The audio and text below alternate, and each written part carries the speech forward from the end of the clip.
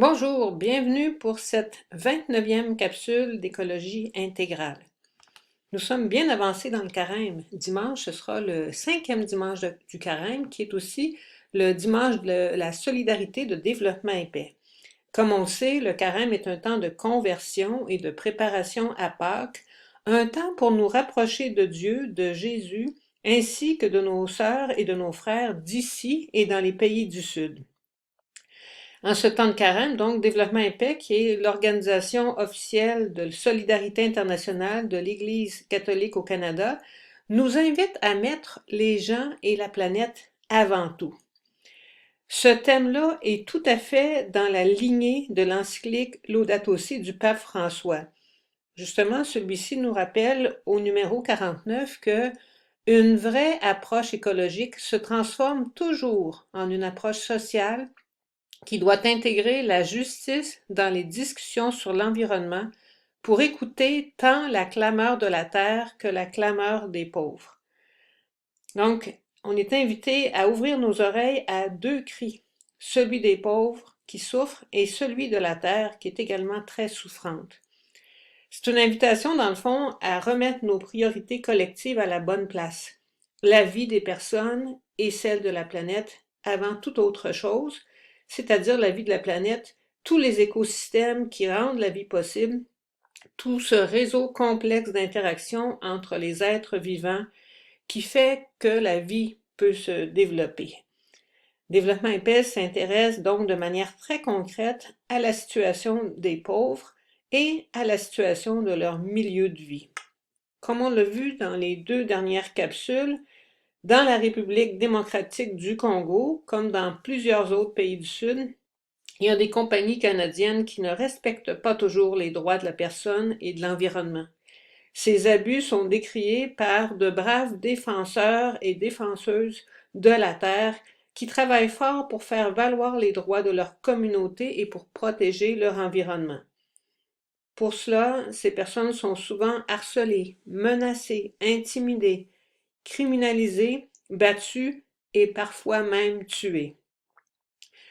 Je vais vous présenter quelques symboles qui seront notre façon d'honorer la bravoure de tous ces partenaires du Sud. Ces symboles vont illustrer la détermination de communautés des pays du Sud qui ne demandent qu'à vivre dignement et à décider de leur avenir. Ces symboles nous rappellent aussi notre responsabilité envers ces communautés. Ces semences symbolisent la résilience et la créativité des communautés paysannes de Madagascar et d'ailleurs dans le Sud. Même si elles souffrent grandement des inondations, de la sécheresse et des autres effets des changements climatiques, ces communautés réussissent à s'adapter pour continuer à produire de la nourriture pour leur population. Développement et Paix est fier de les soutenir.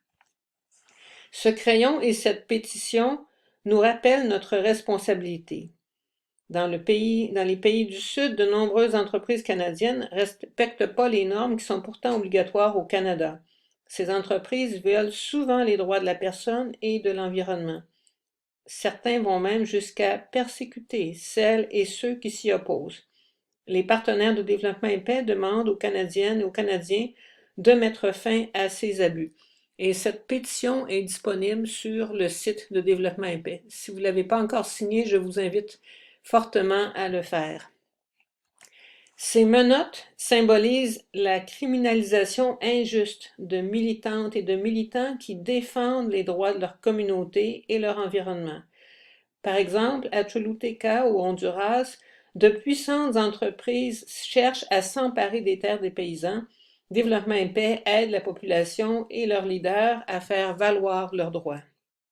Ici, vous voyez M. Victor Vázquez, un leader autochtone de la nation Lenca du Honduras, qui a combattu l'accaparement des terres ancestrales de sa nation par des grandes entreprises. Et c'est un partenaire de Développement et Paix qui l'a aidé à obtenir sa libération.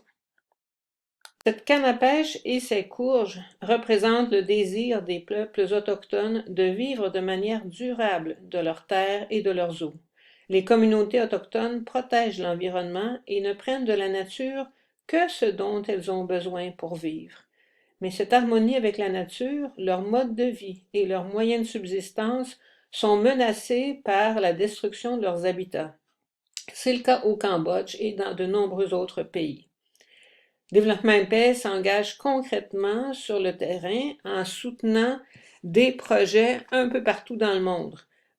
85 projets dans 27 pays qui cherchent pas seulement à soulager les symptômes, mais à changer les choses et à établir plus de justice. Je vais vous parler d'un projet pour vous donner un exemple de quel genre de projet. Un projet qui se passe à Madagascar, qui est un des pays les plus vulnérables au changement climatique. Madagascar, c'est situé dans l'océan Indien, à l'est du continent africain. La région où intervient notre partenaire, le Conseil de développement d'Ando-Atapenaka, est constamment soumise à de fortes pluies, des inondations, puis de l'insalubrité. C'est dans ce contexte de vulnérabilité que notre partenaire a sensibilisé et mobilisé la population en l'impliquant dans la gestion et la transformation de leur quartier. Vous pouvez voir la photo en bas, là, avant et ce que c'est devenu après. Ils ont donc, ensemble, ces partenaires-là, réhabilité une zone contaminée en jardin communautaire et mis en place 51 micro-projets d'adaptation au changement climatique dans la capitale. De plus, les habitantes et les habitants d'un des quartiers les plus vulnérabilisés de la zone ont été formés, outillés pour transformer leur environnement en village écologique développé par et pour eux-mêmes. Aujourd'hui, les 50 ménages d'un de ces villages disposent d'un potager familial ainsi que de réchauds et de panneaux solaires, fruits d'une mobilisation et d'une véritable conversion écologique. La principale levée de fonds de développement épais s'appelle le carême de partage. Partout au Canada, nous pouvons remettre notre offrande lors de la collecte du 5e dimanche du carême dans les paroisses. On peut aussi se rendre sur le site web de Développement Épais, vous voyez l'adresse, devp.org, pour faire un don.